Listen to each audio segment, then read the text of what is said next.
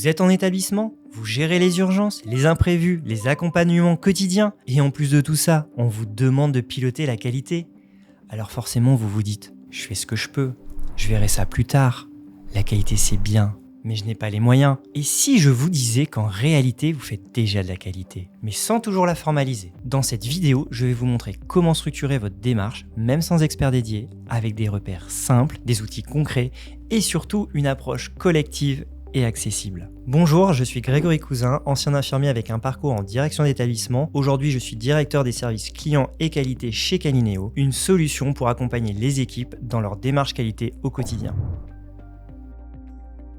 Faire de la qualité, c'est quoi? Bien, par exemple, quand vous animez une réunion d'équipe pour régler un problème, c'est de la qualité. Quand vous ajustez une organisation qui ne fonctionne plus, c'est de la qualité. Quand vous écoutez le ressenti d'un usager ou d'une famille, c'est toujours de la qualité. Ou quand vous tirez des leçons d'un incident, c'est encore de la qualité. Si ces exemples vous parlent, c'est que vous êtes déjà dans une démarche qualité. C'est juste que parfois, ce n'est pas tracé ni structuré. Et c'est compréhensible. Vous n'avez ni poste dédié, ni outils, ni de temps prévu pour ça. Mais vous avez le terrain. Et ça, c'est une vraie richesse. Parce que faire de la qualité, c'est surtout faire évoluer vos pratiques, pas à pas, avec du bon sens et surtout avec vos équipes. Voici 5 principes qui vont vous résumer ce qu'est faire de la qualité. Premier principe, c'est d'écouter et de recueillir les besoins des usagers, des proches, mais aussi des équipes. Deuxième principe, c'est d'identifier et d'analyser ce qui peut être amélioré. Cela peut être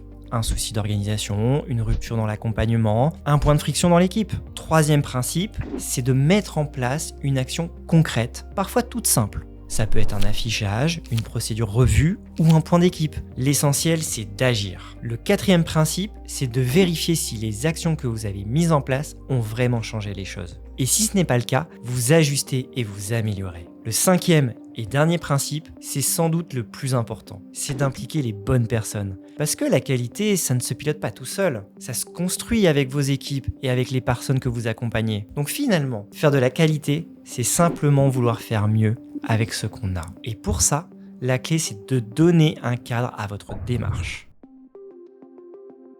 Maintenant que vous avez ces bases, la vraie question c'est comment structurer ce que vous faites déjà. Eh bien la première étape c'est de faire une photo de votre situation actuelle. Et pour ça, il existe un outil simple qu'on appelle la matrice SWOT. Le SWOT, c'est un tableau en 4 parties qui vous permet de poser en équipe, premièrement, vos forces. C'est ce qui fonctionne bien en interne. Par exemple, une bonne connaissance de vos usagers. Deuxièmement, vos faiblesses. C'est ce qui pose problème dans votre organisation. Par exemple, l'absence de procédures formalisées. Troisièmement, les opportunités.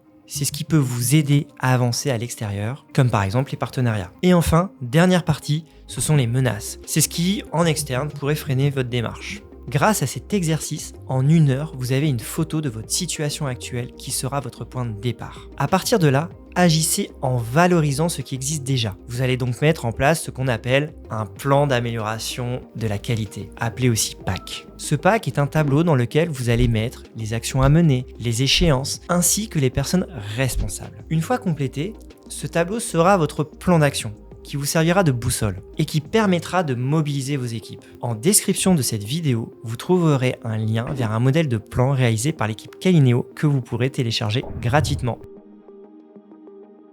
Maintenant que vous avez votre plan d'action, vous ne devez pas être le seul capitaine à gérer le navire. C'est pourquoi il est essentiel de nommer un référent qualité. Ce référent qualité, il va être à vos côtés et va vous aider à faire vivre les outils du quotidien au travers de fiches, du suivi des plans d'action, d'indicateurs simples. Rien de théorique, je vous rassure, que du concret. Il va vous aider aussi à animer la dynamique en créant du lien, en faisant circuler les idées, en faisant avancer les projets. Il va également accompagner les changements de pratique en rassurant et en donnant du sens. Et surtout, son rôle, c'est d'embarquer les équipes et les personnes accompagnées dans cette démarche, parce qu'on ne fait pas de la qualité tout seul.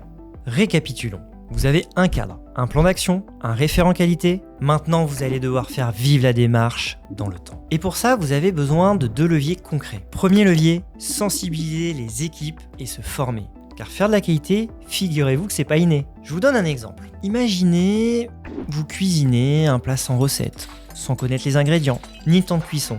Et bien forcément, le résultat est très incertain. C'est pourquoi prenez le temps de vous former à la démarche et c'est très important. D'ailleurs, chez Kaineo, on vous propose justement différents contenus, des formations, des webinars, des e-books, des articles pour comprendre l'essentiel. Deuxième levier, appuyez-vous sur des outils simples et adaptés. Pour démarrer, on l'a vu, un plan d'action clair peut suffire à structurer la démarche. Certains établissements utilisent un tableau mural partagé ou d'autres utilisent un logiciel qualité collaboratif comme Kaineo par exemple. L'idée est de savoir où on en est et où on va. Faire vivre sa démarche qualité au fond, ça commence par des choses très simples au quotidien. Je vais vous donner un exemple. Dans un centre d'accueil, une référente a simplement intégré un point qualité dans sa réunion hebdo. Résultat, des idées concrètes, partagées et suivies dans le temps. Vous l'aurez compris, il vous suffit d'avoir les bons outils, un peu de formation et une équipe autour de vous pour faire de votre démarche qualité un vrai projet collaboratif. Quand je vous parle de collectif, je vous parle d'une dynamique d'équipe. Pour que cette dynamique fonctionne, retenez ces 5 règles simples. Première règle, fixer un cap clair et atteignable, c'est-à-dire un objectif concret, compris de tous, et ça c'est déjà un bon départ. Deuxième règle, avancez pas à pas. Il vaut mieux avoir quelques actions bien menées plutôt qu'un plan d'action complet que vous ne suivez pas. Troisième règle, impliquez vos professionnels, vos usagers, leurs proches, allez à leur rencontre, demandez leur avis, interrogez-les. Quatrième règle, célébrez les réussites, même les petites. Un simple retour positif de la part de vos usagers sur votre organisation ou sur votre page Google, eh bien ça compte et ça fédère. Et enfin, visez la progression, car la qualité ce n'est jamais figé. Ce qui compte, c'est d'être régulier, d'en faire un peu chaque jour. C'est comme ça que vous allez progresser. Alors oui, animer une démarche qualité sans poste dédié, ce n'est pas toujours simple, mais ce n'est pas impossible. Et vous avez ce qu'il faut pour démarrer. Vous avez une équipe, vous avez le sens pratique et surtout l'envie d'avancer ensemble. Alors commencez petit, testez, évaluez et ajustez. Maintenant que je vous ai donné quelques clés, c'est à vous de jouer. Si cette vidéo vous a été utile, pensez à liker, à vous abonner, à partager vos idées de sujets en commentaire. À très vite.